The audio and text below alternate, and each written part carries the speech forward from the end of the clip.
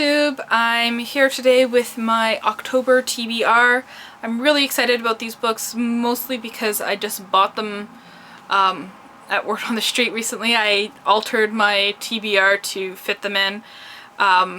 So you've probably already seen these books before, but I'm just going to tell you what I'm going to read. So one that I didn't buy, but that I'm looking forward to reading is The Farfarers, by Farley Mowat. This is subtitled Before the Norse. This is a non-fiction book by a great Canadian, Farley Mowat, who proposes that before the Vikings came to Canada, there were the Albans, a race originating from the island now known as Britain.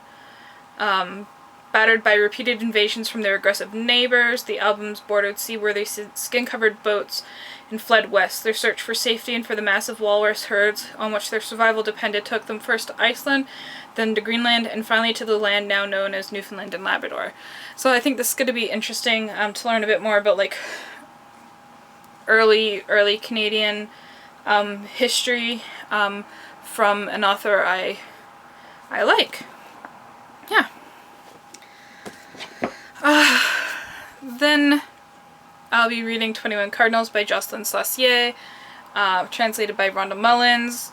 If you didn't watch my other video, I'll quickly tell you, this is about a cardinal family. There's 21 kids in that family, and they're having a reunion, and it's beautiful writing.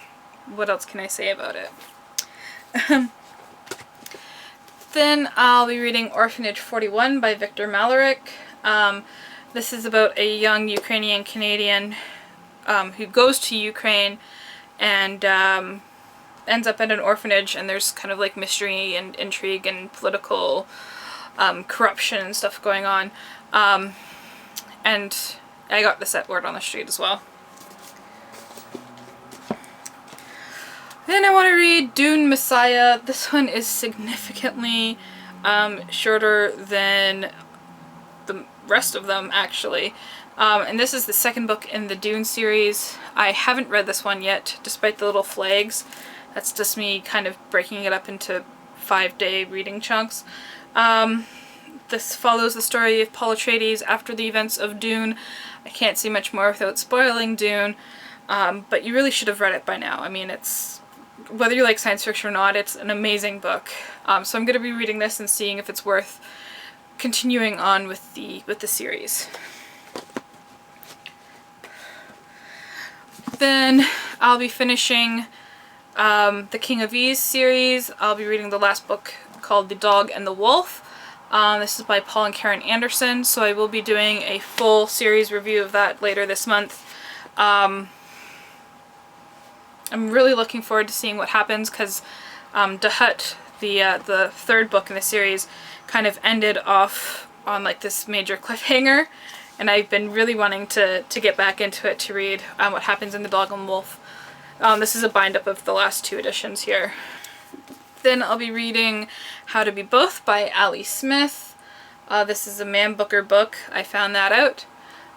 It helps that it has the little title on there for me, right?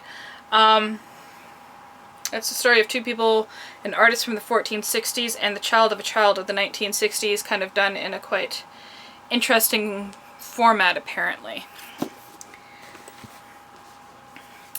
And then I'll be reading 15 Dogs by Andre Alexis. This seems like a really interesting story about Hermes and Apollo, the Greek gods, are having a bet which results in human consciousness and language being given to a group of 15 dogs in a veterinary clinic in Toronto. So that sounds quite interesting to get the perspective of dogs. As for audiobooks, I will be continuing with the Peter Grant series, I guess it's called, doing the second book, Moon Over Soho by Ben Aronovich. After that, I may go back to the Wheel of Time series and start listening to book 7, which is something else. I can't remember the name of it. Yeah, book 7 in the Wheel of Time series. Yeah, that's my October. It seems like a lot less books than I usually pick out, but you know, whatever. So let me know what you're reading in October, and have a great day.